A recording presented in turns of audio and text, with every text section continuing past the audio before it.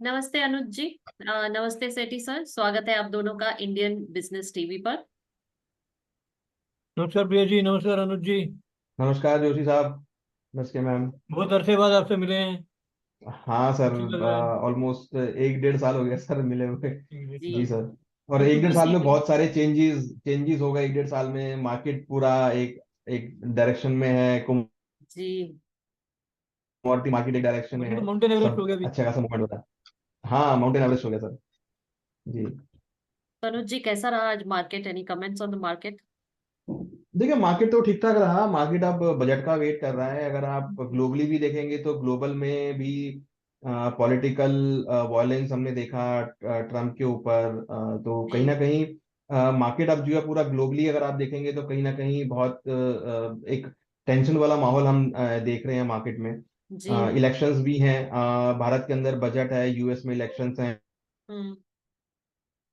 और ऐसे में पॉलिटिकल वायलेंस, चाइना की ग्रोथ थोड़ी स्लो होती हुई दिखी है। मिडल ईस्ट में भी जियो पॉलिटिकल टेंशन हैं। यूरोप में जियो पॉलिटिकल टेंशन बना हुआ है। तो कहीं ना कहीं अगर आप हम्म। देखेंगे तो हर एक कंट्री किसी ना किसी चीज से गुजर रहा है। तो उसकी वजह से जो माहौल है वो थोड़ा सा अनसर्टेन वाला हो गया है। हालांकि इक्विटी मार्केट और अगर आप बात करें कमोडिटी मार्केट, उनमें काफी अच्छे रिजल्ट्स हम देख रहे हैं। हम्म। मार्केट में अच्छी स्पीड अप है, कमोडिटीज में अच्छे स्पीड अप है, गोल्ड सिल्वर अपने हाईज बना रहे हम्म। हैं। क्रूड भी अच्छी खासी रेंज में ट्रेड हो रहा है। तो कहीं ना कहीं मार्केट का एक अलग ही परिदृश्य हम यहाँ पे देख रहे हैं हम्म। ऐसे अनसर्टेनिटी में आते हुए। जी, बिल्कुल। तो अनुज जी, आप बताइए गोल्ड के बारे में कि गोल्ड हम देख रहे हैं कि ऑल टाइम हाई पर है। तो व्हाट आर द रीजंस के इतना ऊपर जा रहा है गोल्ड? देखिए, गोल्ड के जो हाइस के रीजन थे उसमें जियोपॉलिटिकल टेंशन हम पिछले करीबन 2-3 सालों से देख रहे हैं। रशिया यूक्रेन वॉर, हम्म। फिर मिडिल ईस्ट में इसराइल हमास वॉर, उसके बाद सबसे इम्पोर्टेंट थिंग कि यूएस के जो इंटरेस्ट रेट हैं उस पर कुछ क्लैरिटी अभी तक नहीं आई है। हम्म। जो फेडरल रिजर्व चेयरपर्सन है वो एक्सपेक्ट कर रहे हैं या फिर वो कह रहे हैं कि वो एक बार इंटरेस्ट रेट कट करेंगे, बट मार्केट एक्सपेक्ट कर रहा है कि 2 से 3 बार इंटरेस्ट रेट कट हो सकते हैं।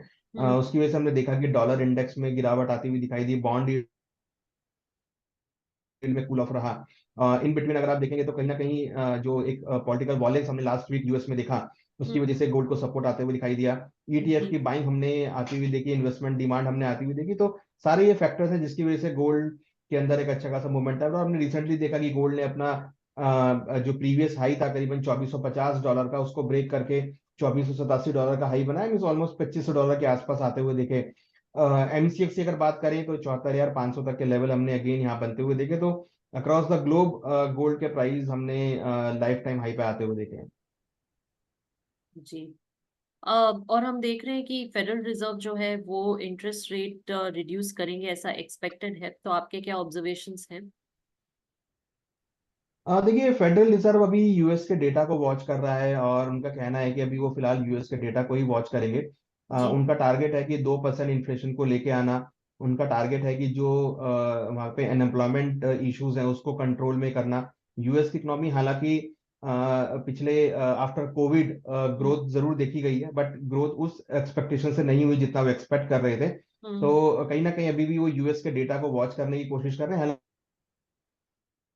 कि जब ये साल स्टार्ट हुआ था तो करीबन 6 इंटरेस्ट रेट कट होने की एक्सपेक्टेशन थी, जो कि घटकर जी। अब सिर्फ एक पे रह गई है। हालांकि अब जो डेटा आ रहे हैं यूएस के वो पॉजिटिव आते हुए दिख रहा है, और उससे लग रहा है कि कहीं ना कहीं जो मार्केट है वो हो सकता है कि 2 से 3 इंटरेस्ट रेट को डिस्काउंट करे। उसकी हम्म। वजह से गोल्ड को सपोर्ट आता हुआ दिख रहा है। जी। और सेंट्रल बैंक्स भी हम देख रहे हैं कि they are probably accumulating gold. So what is your estimate on that? देखिए, अगर आप जनवरी से लेकर मई तक की बात करेंगे तो चाइना ने अच्छा खासा एक्यूमुलेट किया था। बट हम्म। पिछले 2 महीनों से चाइना भी एक शांत में है। चाइना नहीं खरीदारी कर रहा है। हम्म। मगर पूरे विश्व से अगर हम देखें तो करीबन 30% सेंट्रल बैंक हैं जो अभी भी गोल्ड के अंदर खरीदारी कर रहे हैं। इंडिया भी उनमें से है जो कि गोल्ड की खरीदारी कर रहे हैं। तो हम्म। सेंट्रल बैंक की हालांकि चाइना से कोई खास डिमांड नहीं देखने को मिली पिछले 2 महीने से। मगर अब जी। बाकी सेंट्रल बैंक्स ने अपने पोर्टफोलियो में ऐड किया है। तो कहीं ना कहीं सेंट्रल बैंक की खरीदारी यहाँ बढ़ती हुई दिखाई दी है। सेंट्रल बैंक की खरीदारी जहां पहले 1800 टन के आसपास थी, वो करीबन 2600 2700 टन के आसपास खरीदारी आती हुई दिखाई दी है। तो अच्छी खासी खरीदारी सेंट्रल बैंक्स कर रहे हैं, जो कि एक बड़ा रोल प्ले कर रहा है गोल्ड की सपोर्ट के लिए। क्योंकि सेंट्रल बैंक अगर गोल्ड की खरीदारी कर रहे हैं देखने को मिल हम्म। रहा है तो मेरे हिसाब से सेंट्रल बैंक्स का रोल बहुत बड़ा इंपॉर्टेंट है, और अगर सेंट्रल बैंक ऐसे खरीदारी करते रहेंगे तो अच्छी खासी बढ़त आगे गोल्ड को और मिलेगी। जी। गोल्ड को लेकर फोरकास्ट क्या है आपका? देखिए हमारा मानना है कि अगर हम ईयर एंड तक की बात करें डोमेस्टिक मार्केट में, तो 78,000 से लेकर 80,000 तक के लेवल गोल्ड में देखे जा सकते हैं। मीन्स 2600 से लेकर 2700 डॉलर तक के लेवल गोल्ड में आ सकते हैं। कहीं ना कहीं जिस तरीके से डिमांड बढ़ी है, सेफ हेवन डिमांड बढ़ी है, और कहीं ना कहीं अगर आप देखेंगे तो जिस तरीके से अनसर्टेनिटी बढ़ी है, तो लग रहा है कि गोल्ड के भाव इस साल आपको 78,000 तक के आसपास आते हुए दिखाई दे सकते हैं। जी। तो गोल्ड बायर्स को क्या एडवाइस देंगे आप? देखिए गोल्ड बायर्स के लिए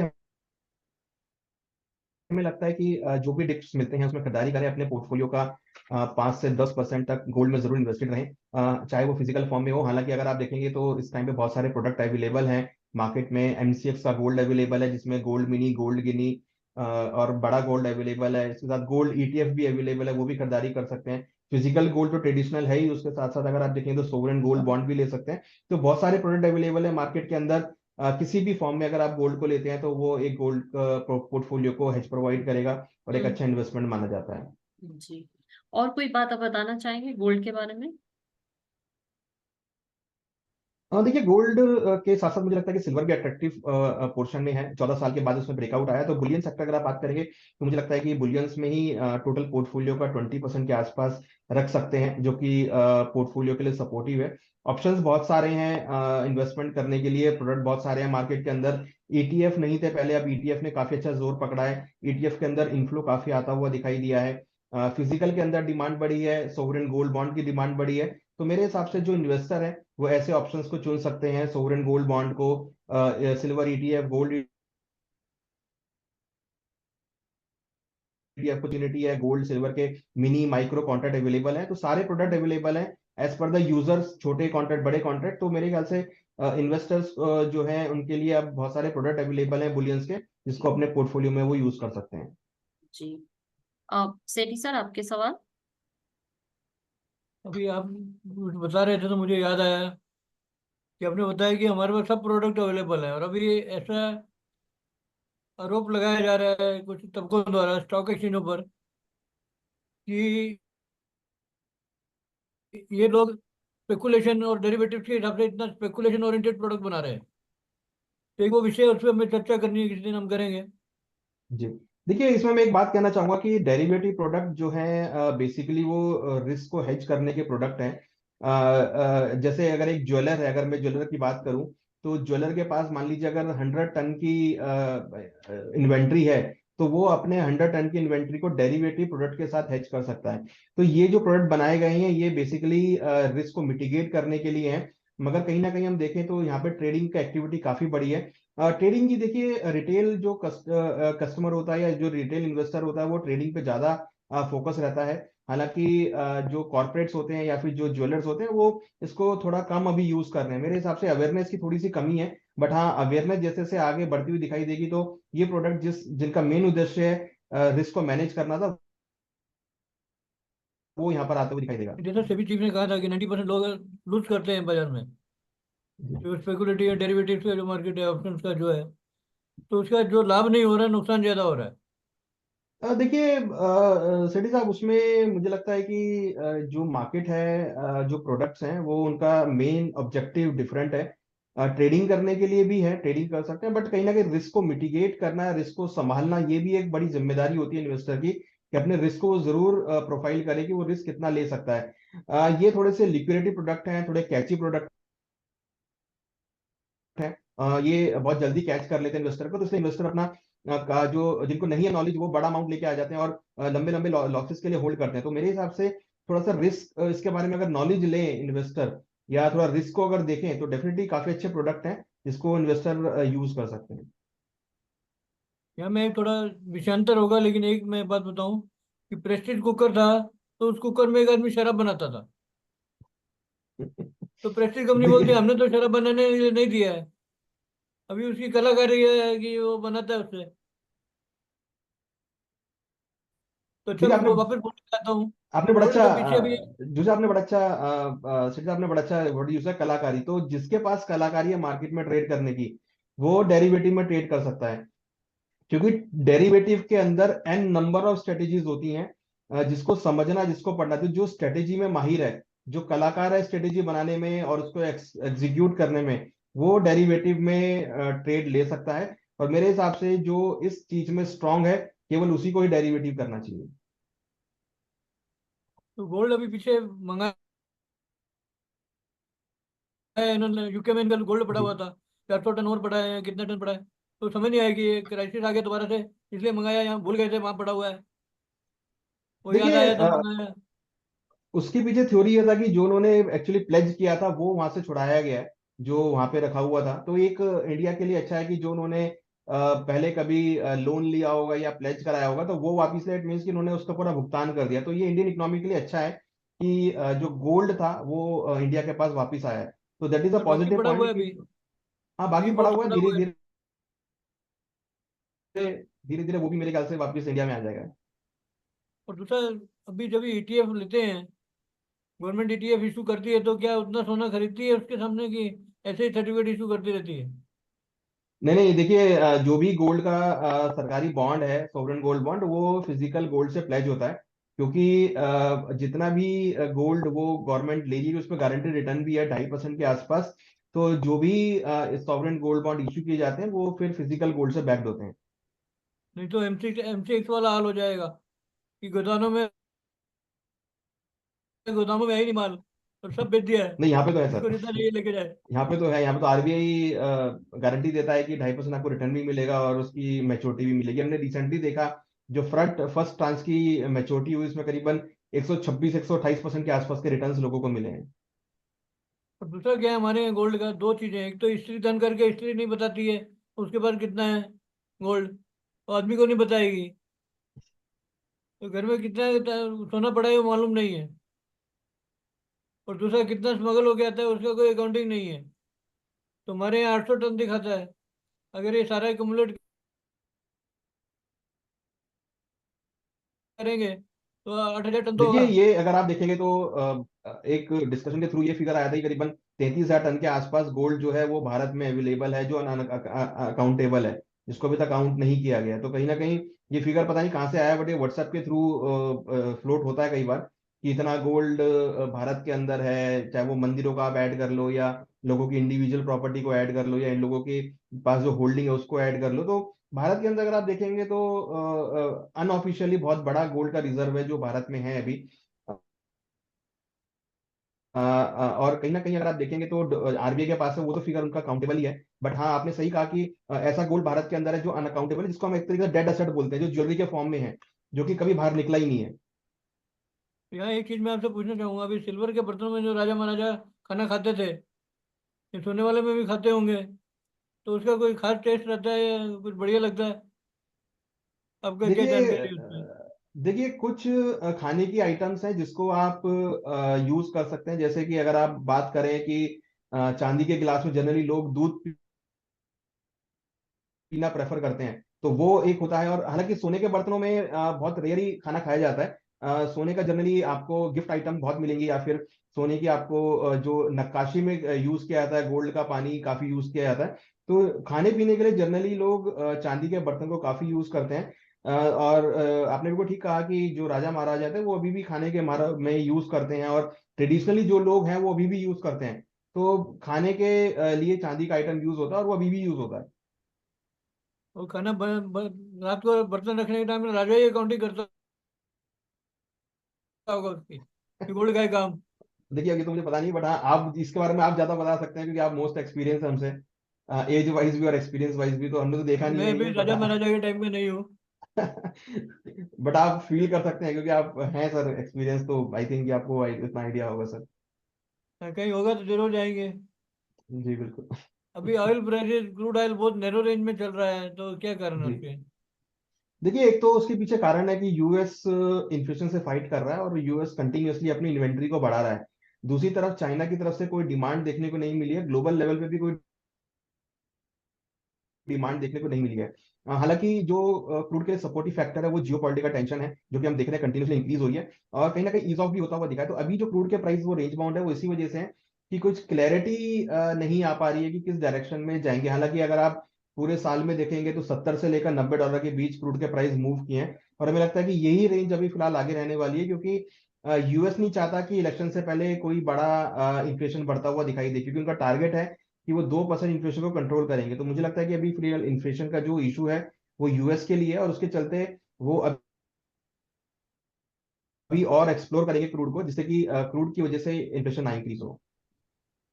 क्रूड का बहुत लिमिटेड रेंज में चल रहा है, इसका डिमांड सप्लाई का मेजर गैप क्या है? देखिए वही है कि जो डिमांड सप्लाई का जो गैप है वो अभी है, क्योंकि यूएस कंटिन्यूसली एक्सप्लोर कर रहा है, और चाइना की तरफ से कोई डिमांड नहीं, लोकल लेवल पे कोई ज्यादा डिमांड नहीं देखने को मिल रही। ईवीज का ट्रेंड बहुत बढ़ गया है, और उसकी वजह से हम देख रहे हैं कि क्रूड की डिमांड घटी है, तो कहीं ना कहीं डिमांड सप्लाई का जो मिसमैच है वो भी यहाँ पर कंटिन्यू होता हुआ दिखाई दे रहा है। और ये लड़ाई झगड़े के चक्कर में रूस से हमें पेट्रोल सस्ते भाव में मिल गया, क्रूड ऑयल, तो एक ही बार फायदा हुआ कि अभी उसका चलेगा आगे? देखिए वो तो कंटिन्यू रहेगा, क्योंकि रशिया को भी चाहिए कि उसका जो क्रूड है वो मार्केट में बिके। तो भारत ही एक ऐसा कंज्यूमर है, सबसे बड़ा कंज्यूमर है, जो कि क्रूड को वहां से ले सकता है। हालांकि पहले भी हम रशिया से ही क्रूड ले रहे थे, ईरान से हम क्रूड ले रहे थे, तो अब रशिया ने अगर अच्छे ऑफर्स दिए हैं तो मुझे लगता है कि आगे भी कंटिन्यू होते हुए दिखाई देंगे। और और चाइना। दूसरी बड़ी बात की भारत अब इथेनॉल को भी क्रूड में ऐड कर रहा है। तो अगर आप देखेंगे तो पहले करीबन 15-16% इथेनॉल ऐड हो रहा था, अब हो सकता है कि इस बजट में आपको 25% के आसपास इथेनॉल ऐड होने की परमिशन मिले। तो मुझे लगता है कि वो भी एक इंडियन इकोनॉमी के लिए अच्छा है, क्योंकि इस बार हम हमारा जो इथेनॉल का प्रोडक्शन है, शुगर केन का जो प्रोडक्शन है वो बढ़ता हुआ दिखाई देगा। तो डेफिनेटली ये भी एक है कि इथेनॉल की वजह से भी कहीं ना कहीं क्रूड के प्राइस आपको एक कंट्रोल होते हुए दिखाई देंगे। तो किसी और फूड प्रोडक्ट से भी एथेनॉल टाइप का कोई चीज़ बना रहे हैं, ऐसी आई है यस। सुनने में। और शुगर में भी उसके जगह दूसरे किसी का यूज़ करेंगे प्रोडक्ट का। हाँ देखिए, तो मक्के का सुनने में आ रहा था कि शायद मक्के से हाँ, मक्के का, कुछ मक्के का। मक्के का कि वो बनाएंगे, तो डेफिनेटली ये एक अच्छा उसका रेट स्टेप है, बहुत कम है। क्योंकि भारत बहुत बड़ा प्रोड्यूसर है, उसका रेट बहुत कम है, तो कंपैरेटिवली आगे प्राइस कंट्रोल होता हुआ दिखाई दे सकता है। और ऑयल का पहले तो ये धमकी देते रहते थे कि हम बंद कर देंगे, ये कर देंगे, और अमेरिका में बहुत सर्दी पड़ गई। आजकल कोई कारण नहीं आता है, वार हो जाएगी। ना वार से बढ़ रहा है, ना भी इससे बढ़ रहा है, क्योंकि सब चीजें रूटीन टाइप हो गई। बिल्कुल शेट्टी साहब, क्योंकि इंडिया एक ऐसा नेशन है जहां पर डिमांड बहुत है, और अभी कोई ऐसा और सबसे बड़ी बात यह है कि इंडिया की जो रिलेशन है अगर आप देखेंगे तो सभी नेशन से बहुत अच्छे हैं, और हर कोई नेशन ये चाह रहा है कि इंडिया से उनके रिलेशन बने रहे, क्योंकि India is the biggest consumer. चाहे आप बेस मेटल की बात करें, चाहे आप क्रूड की बात करें, चाहे आप गोल्ड सिल्वर की बात करें, चाहे हम एग्रीकल्चर कमोडिटी की बात करें, तो सभी सेक्टर में India is the biggest consumer. तो कहीं ना कहीं हर एक नेशन को चाहिए कि एक ऐसा डंपिंग ग्राउंड जहां पर आप अपने माल को लाकर बेच सके। तो इंडिया बहुत बड़ी मार्केट है जहां पर हर चीज इजिली कंज्यूम हो सकती है। तो इसकी वजह से हम देख रहे हैं कि सभी नेशंस किसी ना किसी तरीके से इंडिया से अपने अच्छे संबंध बनाने की कोशिश कर रहा है। जैसा कि हमने रशिया की तरफ से भी देखा कि इन्होंने डिस्काउंट में क्रूड दिया है, तो वो भी एक इसी तरफ एक और स्टेप उसका है। फंस गया वो, उसको रुपया किधर यूज करना है वो नहीं हो रहा था उससे। रशिया का रुपया फंस गया था बाद में थोड़ा। अब वो जी। निकलेगा तो वापस तेल देगा। यस, ये अच्छा स्टेप हो अभी जाएगा आपका दोनों के क्या लिए। फोरकास्ट है क्रूड ऑयल पे? देखिए हमें लगता है कि क्रूड के भाव अभी रेंज में रहेंगे, कुछ ज्यादा तेजी मंदी देखने को नहीं मिलेगी, क्योंकि ज्यादा अभी क्योंकि क्रूड का एक्सप्लोरेशन काफी हो रहा है, क्रूड की डिमांड उतनी नहीं है, तो ज्यादा तेजी मंदी हम एक्सपेक्ट नहीं कर रहे हैं। हमें लगता है कि क्रूड के भाव वही 80 से लेकर $90 के बीच मूव करते हुए नजर आएंगे। और ट्रेडिंग और इन्वेस्टर्स के लिए क्या है आपकी सलाह?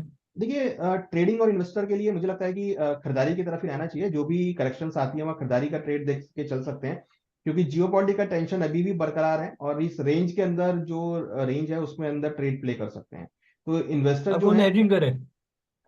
आपका हाँ मतलब देखिए हेजिंग कर ले, यस, हेजिंग करके चल सकते हैं, ओपन नहीं जाए। ना ऊपर नहीं जाना चाहिए।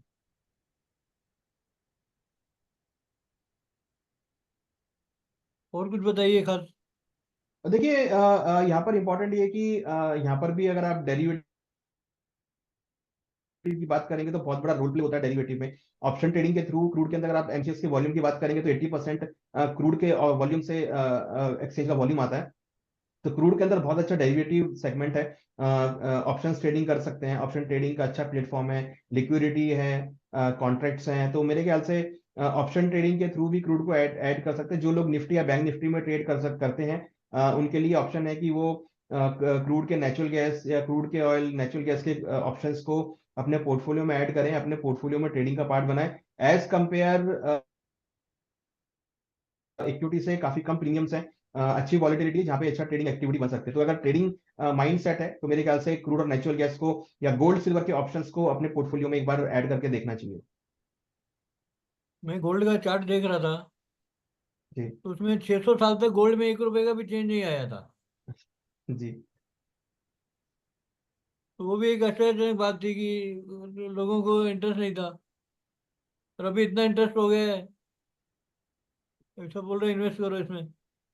तो कह रहे आपने 20% बोला ना इन्वेस्ट करने के लिए, जी पोर्टफोलियो का हिस्सा 20% होना यस चाहिए, यस। और ट्रेडिंग तो करे ही नहीं। ये ट्रेडिंग डिफरेंट है। देखिए पहले अगर आप देखेंगे तो उतनी अनसर्टेनिटी नहीं थी, कोई अनसर्टेनिटी वाला माहौल नहीं था ग्लोबली। बट हाँ, अब जो माहौल है वो बहुत अनसर्टेन हो गया है, जिसकी वजह से गोल्ड एक ऐसा प्रोडक्ट निकल कर आया है जो सभी वर्ल्ड में चल सकता है और सभी चीजों को वो हेज कर रहा है। मींस अगर हमारी जेब में गोल्ड है तो आप इसको एज ए कंपेयर करेंसी कर सकते हैं, जो कि पूरे वर्ल्ड वाइड रन हो सकती है। हालांकि डॉलर भी है, बट कहीं ना कहीं अगर गोल्ड हमारी पॉकेट में है तो आप पूरे वर्ल्ड में कहीं पर भी उसको कंज्यूम कर सकते हो, जबकि आप किसी करेंसी को नहीं कर पाओगे। तो मेरे ख्याल से उस वजह से हम देख रहे हैं कि एक डोमिनेंस जो है वो गोल्ड का धीरे धीरे बढ़ रहा है, और लोग गोल्ड को इसलिए भी रख रहे हैं क्योंकि उनको लग रहा है कि अगर आप किसी प्रॉपर्टी में पैसा लगाते हैं तो वहां पे शायद उतना टाइम से आपको प्रॉपर्टी ना बिक पाए, बट गोल्ड को आप ओवरनाइट कभी भी बेच सकते हैं। तो एक वो भी पॉजिटिव पॉइंट है गोल्ड के लिए, जिसकी वजह से लोगों का इंटरेस्ट गोल्ड की तरफ बढ़ रहा है। अच्छा, 2-3 बार आपने यूज किया है इस वाक्य का कि 2% इन्फ्लेशन कम करनी है, 2% पे लाना है अमेरिका को। तो उसके सामने इंडिया का इन्फ्लेशन तो, टमाटर और प्याज के भाव बढ़ जाए तो 2% जी इन्फ्लेशन हो जाता है। तो उसका क्या सही जानकारी का अभाव है, या वहाँ 2% हो पाएगा?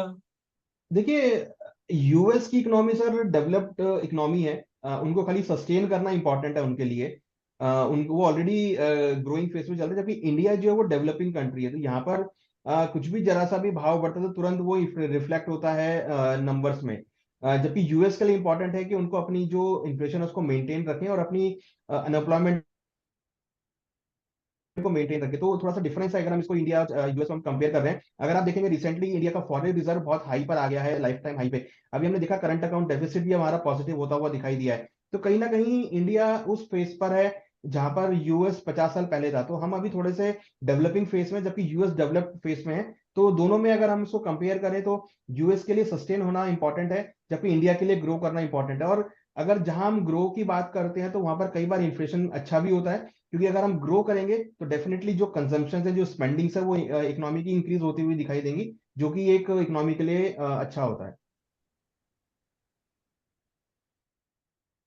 और दूसरा मेरा आखिरी सवाल है कि जब जो कंट्रीज के पास कितना सोना है और कितना वो खरीद रहे हैं, तो उससे विचार बनता है कि उस कंट्री की गोल्ड के प्रति क्या एटीट्यूड है।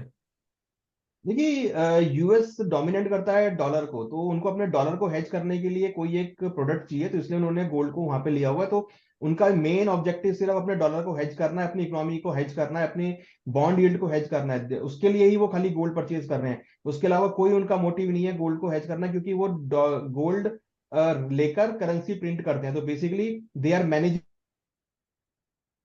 दियर इकोनॉमी। तो गोल्ड के लिए उनका सिर्फ ऑब्जेक्टिव है कि अपनी करेंसी को मेंटेन रखना, करके रखना वर्ल्ड के लिए। पर उसमें भी जब भी शुरू किया था उसने तो 100% था।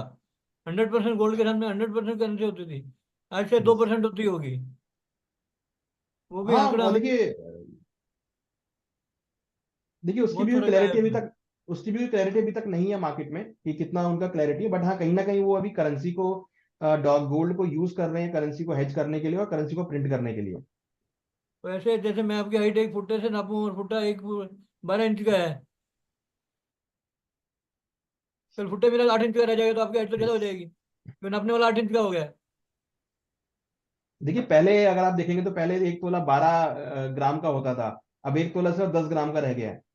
तो वो वो एक भी चेंज हो दी इन्होंने। वो भी चेंज हो गया वो भी चेंज हो गया है। तो तो वो ऐसा है। मतलब हमारे दादा का दादा छोड़ के गया होगा तो बोले क्या है, मेरा 2 ग्राम सोना किधर गया? इधर गया। यस।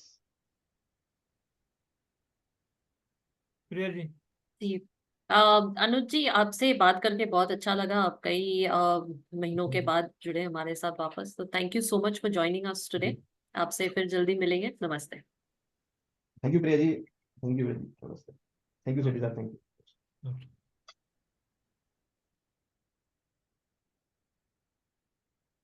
तो सर हम सुन लेते हैं कॉर्पोरेट न्यूज।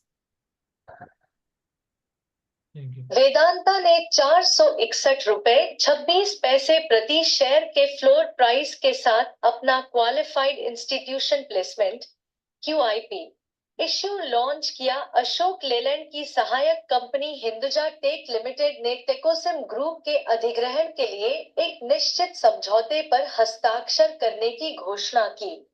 टाटा स्टील ने 2030 तक उत्पादन क्षमता को 40 मिलियन टन प्रति वर्ष तक बढ़ाने के लिए पूंजीगत व्यय के लिए सालाना लगभग 100 बिलियन रुपए आवंटित करने की योजना बनाई है। एल्केम लैबोरेटरीज लिमिटेड ने भारत में एलेक्सर नेक्स्टजेन थेरेप्यूटिक्स लिमिटेड नाम से एक पूर्ण स्वामित्व वाली सहायक कंपनी शामिल की है। एशियन पेंट्स ने मैसूरू प्लांट में अपनी क्षमता दोगुनी करके 6 लाख किलोलीटर प्रति वर्ष कर दी है।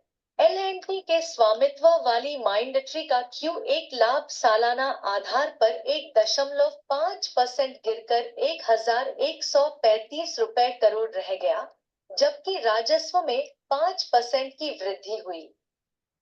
अमेरिकी ब्याज दरों में कटौती की आशा के कारण सोना 2,482.29 डॉलर प्रति औंस के सर्वकालिक उच्च स्तर पर पहुंच गया। अल्ट्राटेक सीमेंट का M+Omega सोलर में निवेश। अल्ट्राटेक सीमेंट ने M+Omega सोलर प्राइवेट लिमिटेड में 26% इक्विटी हिस्सेदारी हासिल करने के लिए एक समझौता किया है। इस अधिग्रहण का उद्देश्य हरित ऊर्जा की जरूरतों को पूरा करना, ऊर्जा लागतों को अनुकूलित करना और कैप्टिव बिजली खपत के लिए नियामक आवश्यकताओं का अनुपालन करना है। व्हील्स इंडिया की वित्त वर्ष 2025 के लिए पूंजीगत व्यय योजना। व्हील्स इंडिया लिमिटेड ने वित्त वर्ष 2025 के लिए 225 रुपए करोड़ के पूंजीगत व्यय की योजना बनाई है। कंपनी का लक्ष्य एल्यूमीनियम व्हील्स और बड़ी विंडमिल कास्टिंग की मशीनिंग के लिए उत्पादन क्षमता बढ़ाना है। इसके अतिरिक्त व्हील्स इंडिया अपनी बाजार उपस्थिति का विस्तार करने के लिए एक यूरोपीय सहायक कंपनी स्थापित करने का इरादा रखती है। तो ये रहे आज के कॉर्पोरेट न्यूज। सर आज का सेशन अच्छा हो गया अनुज जी के साथ, और आज बाजार भी ऊपर बंद हुए हैं, पर जैसे हम कहते हैं कि सावधानी बरतिए और एक्सपर्ट एडवाइस लेकर इन्वेस्ट आपकी कीजिए। आवाज कम आ रही है, आपकी आवाज नहीं आ रही है। सर अब आ रही है आवाज? हाँ अब आ रही है। जी। तो सर कल मिलते हैं एक नए विषय के साथ। बाजार भी ऊपर है, तो अगर इन्वेस्ट करें तो सावधानी से और एक्सपर्ट एडवाइस लेकर। Sethi sir, thank you for joining us today. कल मिलेंगे आपको। नमस्ते।